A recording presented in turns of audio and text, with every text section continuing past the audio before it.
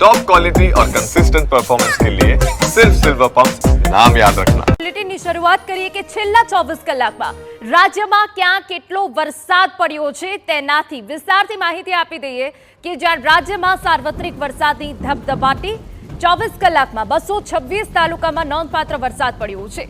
ભારે વરસાદથી જૂનાગઢમાં જળબંબાકારની સ્થિતિ।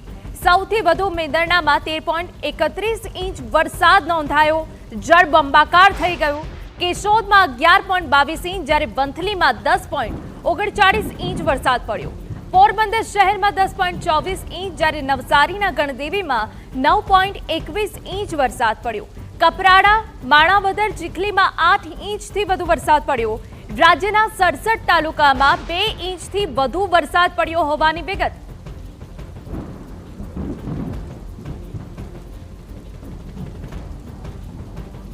તો 24 કલાકમાં 226 તાલુકામાં વરસાદ પડ્યો છે।